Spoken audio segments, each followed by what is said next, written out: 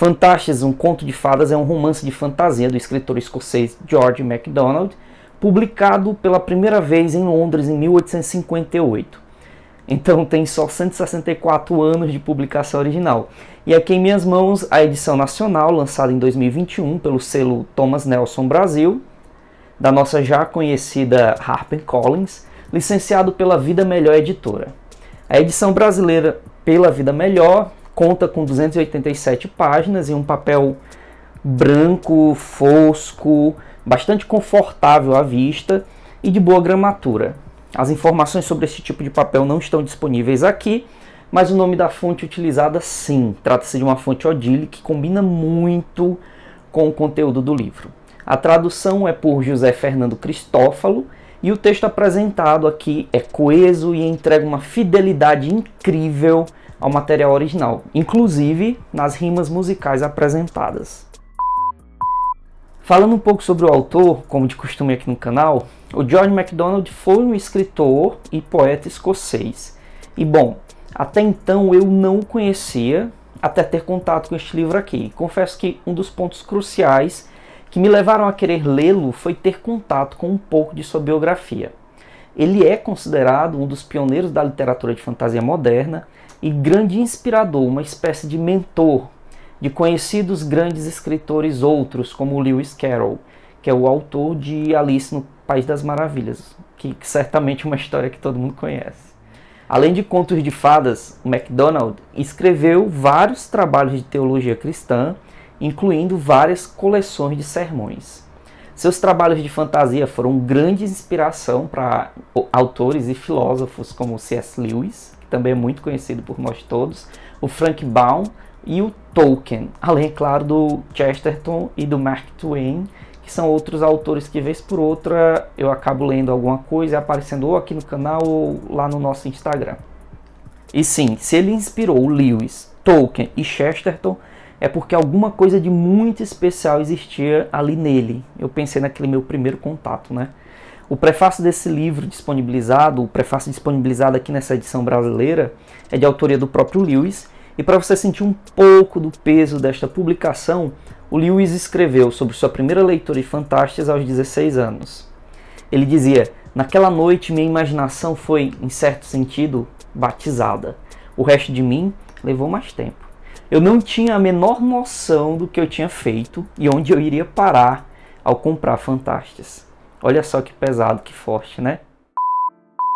A história centra-se no personagem Anodos, que em grego significa sem caminho, e começa no dia seguinte ao seu 21º aniversário. Ele descobre uma antiga fada presente, ser vivente, em uma mesa que ele havia herdado, uma espécie de cômoda penteadeira, que ele tinha herdado como um direito de nascença de seu falecido pai.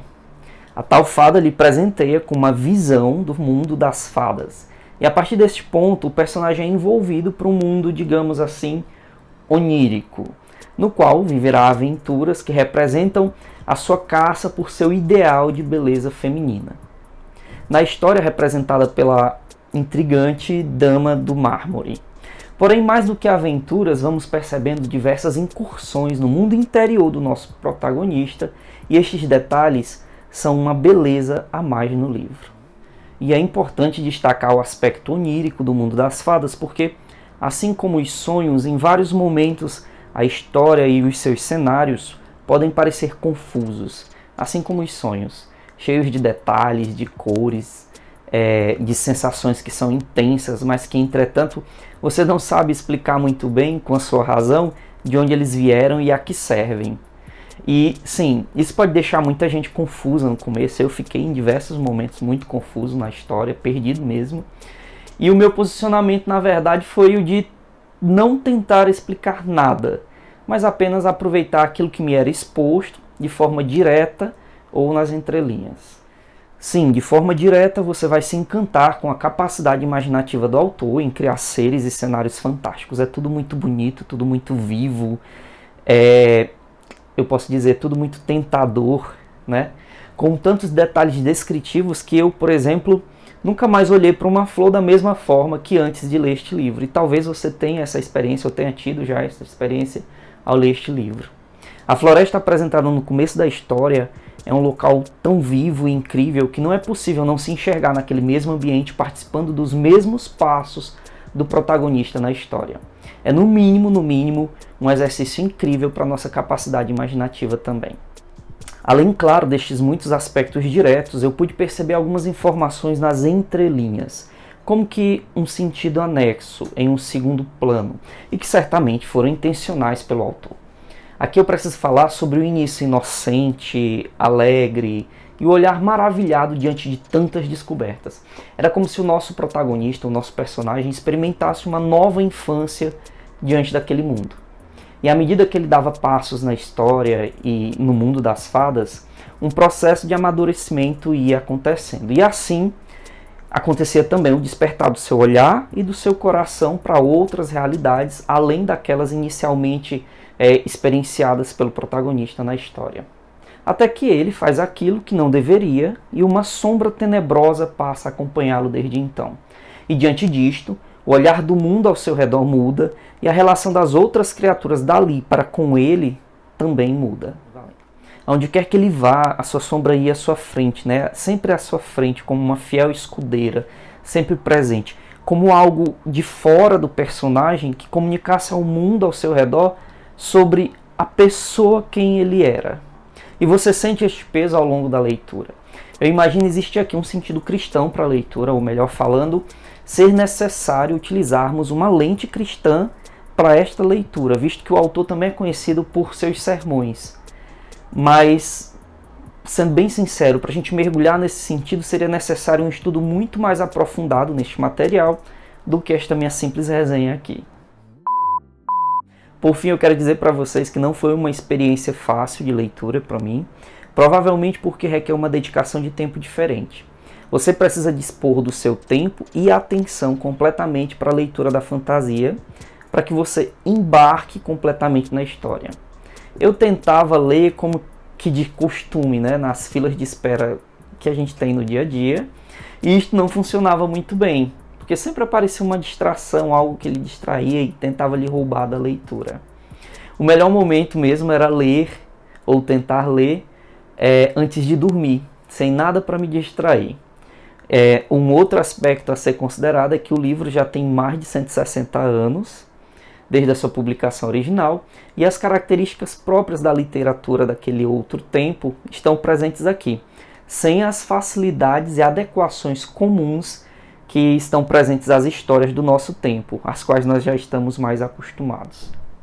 O livro e o seu enredo vão te parecer uma grande viagem sem pontos fortes de ancoragem. Diversas vezes eu fiquei pensando que nem o autor sabia para onde ele estava remando exatamente o barco, e ele apenas se permitia ser conduzido pela própria correnteza da narrativa que ele estava criando.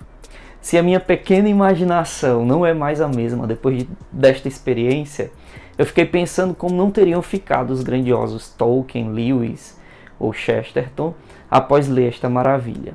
É um livro que vale a pena, se você encontrar esses dias aí no mercado, nas livrarias, vale a pena dar uma conferida. Tentar comprar uma mídia não física também deve valer muito a pena.